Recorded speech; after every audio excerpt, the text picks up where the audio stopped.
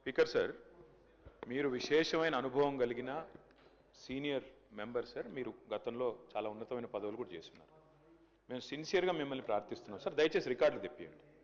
ఎన్నిసార్లు ఇంటరప్షన్లు అయినాయి, ఎన్నిసార్లు మంత్రులు అంత అంత అంత ఎక్సైట్ అయ్యి మాట్లాడితే ఎట్లా సార్ మంత్రులు? Sir, the essence of democracy, దయచేసి కొత్త సభ్యులు కాంగ్రెస్ నుంచి 53 మంది ఉన్నారు.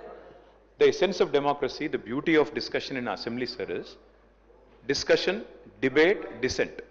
సార్, అపోజిషన్ అనేది మాకు we will have our say, the government will have its way. That is the essence of democracy. దయచేసి నేను వారిని మిమ్మల్ని కూడా కోరేది సార్, మంత్రులకి సంయమనం ఉండాలి, రిస్ట్రెయింట్ ఉండాల్సింది ట్రెజరీ బెంచెస్కి.